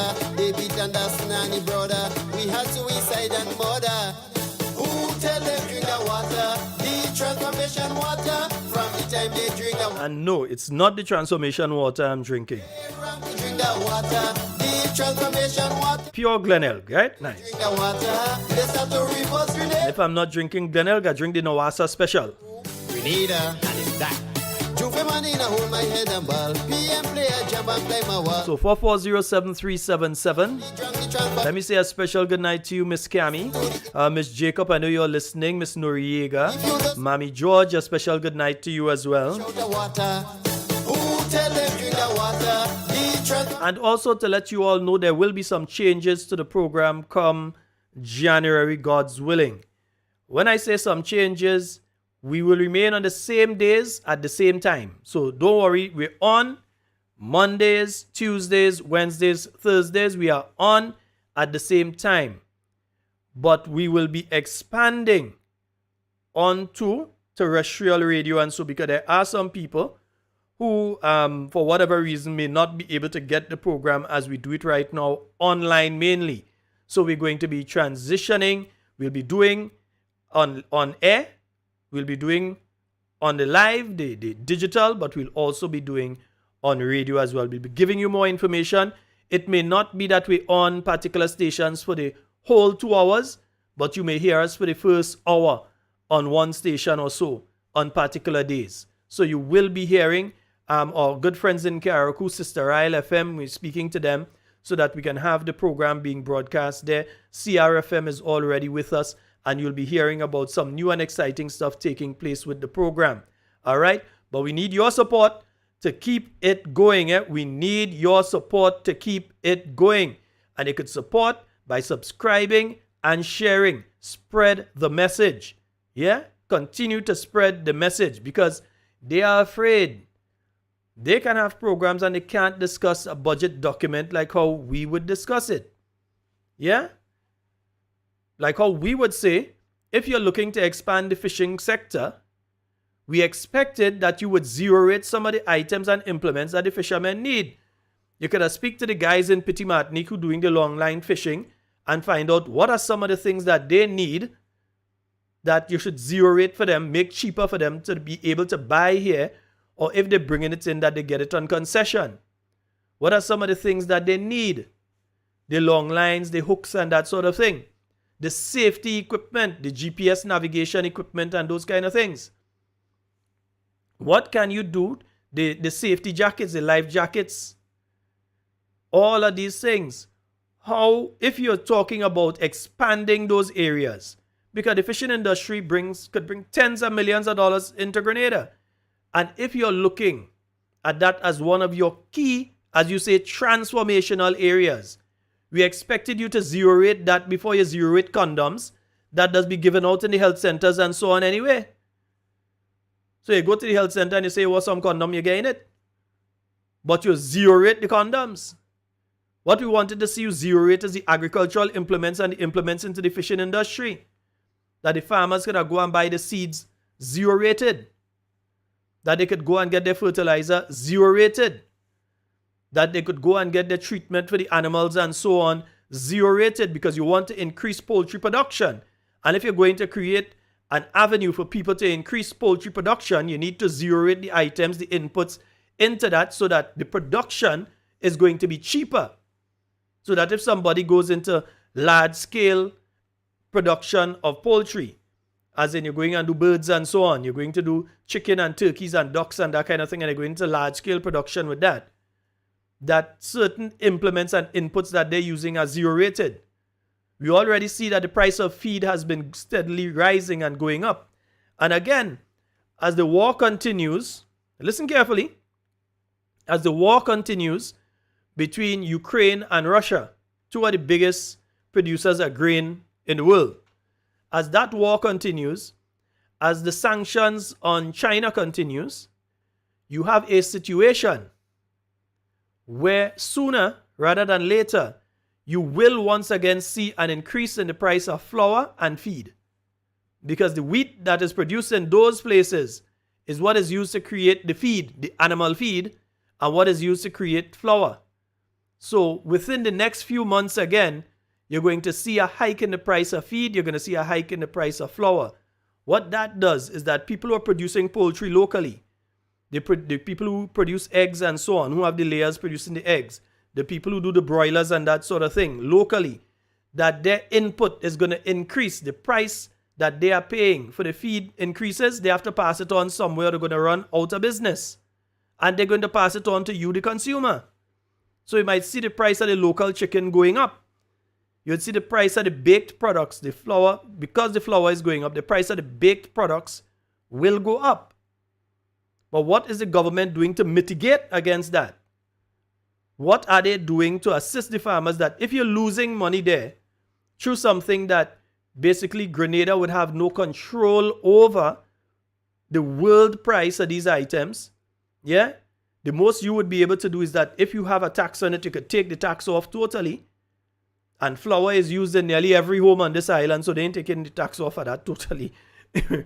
Well, it's probably off. I need to check the list and make sure with that one. But that's what you could do. You could take your taxes off of it, take your taxes off of the feed. That's one way. But the prices are still steadily climbing. So you have to look at another avenue of how you're going to assist these farmers and so on, so that their produce can go on. What about concessions for busmen? I hear the busmen talking. Busmen, what about a reduction in VAT on tires? What about a reduction on brakes? A reduction on parts? Because here's what is happening in our country right now, and I don't know if many of you recognize that. You're driving in the night and you realize a lot of vehicles are driving and one of the headlights isn't working properly. You know why? The person actually doesn't have the disposable income to buy the new headlights or to buy the different things. Yeah, if the police catch up with them, they go find out the hard way. But there are many defective vehicles on the road right now simply because the owners do not have the disposable income to take care of the issues that those vehicles have right now. What does that do? That's endangering me and it's endangering you. Especially if these vehicles are vehicles within the private transportation sector, as in, i.e., the busmen. So you have busmen, they try their very best to ensure that they have the tires and these kind of things. But the inputs, the other inputs, the other parts and so that they need to keep the buses running, right? And to be running properly and stably and safely.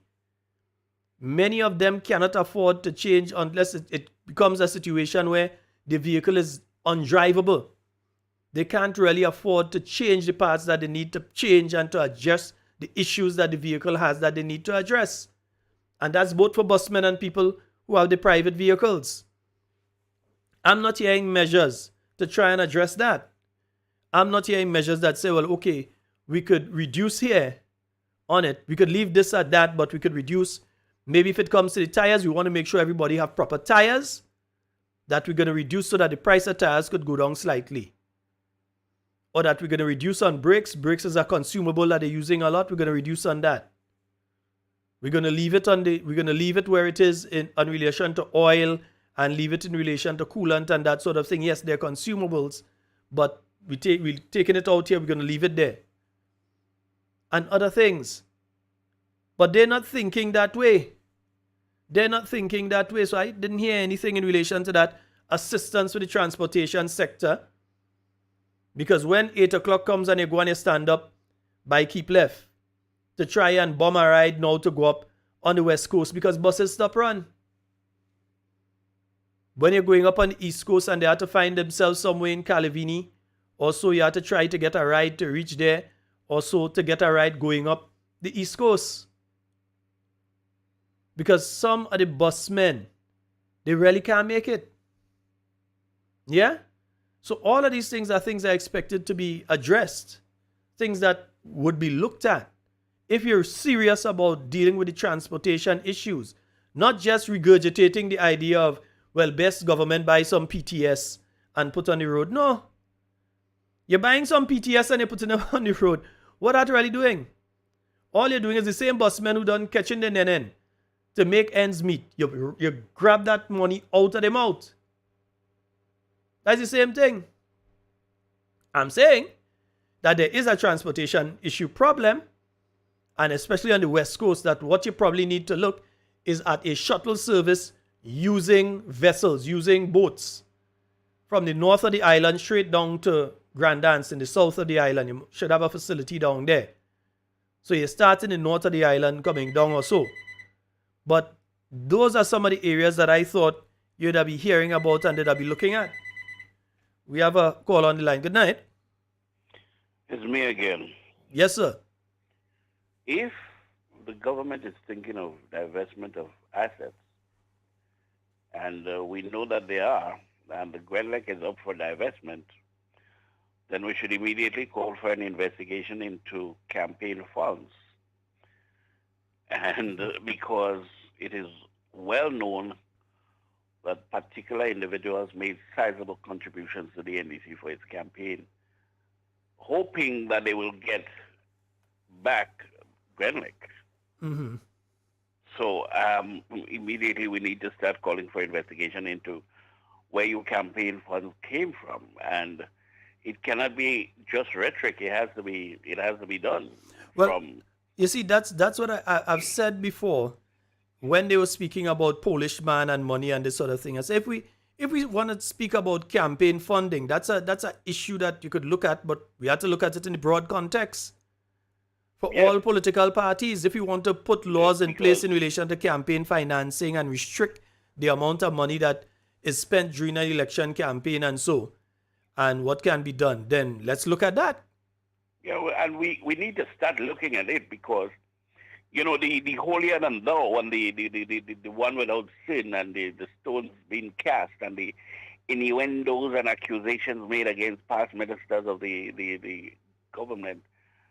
We need to know where your campaign funds came from. And you see, the thing about it is Grenadians need to stop accept this is not your business thing. Right? It's not your business. It is everybody's business because campaign funds got you into office. And if you're in office and you're planning on divesting my assets, then we really need to follow the money. Mm-hmm. Mm-hmm. That's how I see it. Yeah. And serve notice that we're going to be following that money and we're going to come to the truth and we're going to expose it. Because, but Shalon, have a good night. Because I'm about to say something. All right, brother. Yes, indeed. Yeah, just making sure as usual that the line is clear. All right, folks, we're into our final few minutes of tonight's program, and I'm going to use this opportunity to continue to remind you that tomorrow morning at 9 a.m., we will be having the presentation by Dr. the Right Honorable Keith Mitchell, his response to the budget as delivered on Monday. All right? You'll also be having, so don't, after Dr. Mitchell is finished, don't just disappear and don't bother to tune in again, because you will be having presentations by other members of the New National Party team. I am not sure yet the order in which they're going to be speaking, so I can't say who will be speaking tomorrow and who will be speaking on Friday.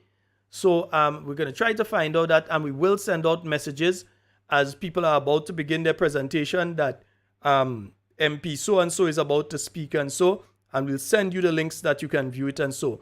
Keep checking in with the Talking Points page in the morning. We assure you that at the very latest 8:30, we will have links there that you just click on and it will take you to the live of the presentation that's going to be made tomorrow morning. All right? We're also going to have that out via various other means. You know, those of you that are on the WhatsApp messaging group and the text messaging group and those of you that are connected to us via Instagram and all of the New National Party pages on Facebook we're going to ensure that you get the message and you get the hyperlinks. You just click on it and it's going to take you straight to the presentation. So you don't have to go looking all over wondering where to find it. We're going to send it for you that you could view it via our platforms. All right. So we're going to offer that service tomorrow. We're going to have it out there. You all will be able to listen in and to view the presentation by Dr. the Right Honorable Keith Mitchell, his response to budget 2023. All right. Nice. We're going to make sure we're doing that tomorrow morning. Promise one public service. Everybody. And remember, don't be selfish with it. Remember to share the links. WhatsApp everybody on your phone. Message everybody on your phone. Call your neighbors. Let them know. Call your friends. Let them know. Call your co-workers. Hey, Dr. Mitchell talking right now. Bell ring. Class start. All right? Make sure that you spread the message as much as possible. Because remember, the army of idiots, they're sleeping right now. They're getting ready to come out tomorrow to give as much trouble and continue looking as stupid as it does normally look. The army of idiots is out there. So you have to ensure that you are ready to listen to the message and that you won't allow yourself to be distracted into these nonsensical little arguments and personal attacks that they come with on the side. Focus on what is being said. You will hear a lot from Dr. Mitchell tomorrow. I can assure you of that. You'll hear a lot from him tomorrow. He has 3 hours plus to speak.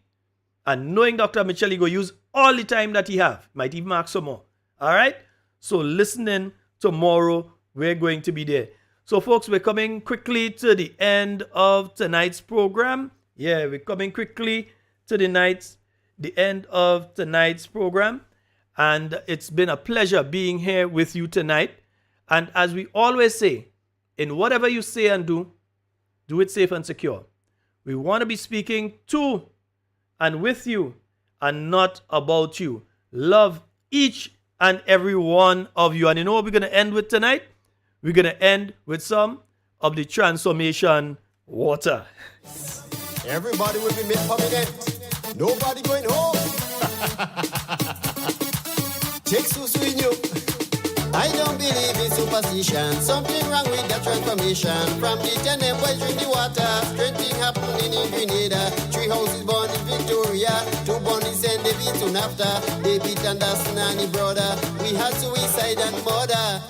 Who tell them drink the water? The transformation water. From the time they drink the water, like they put a spell on Grenada. They run to drink the water. The transformation water. From the time they drink the water, they start to reverse Grenada.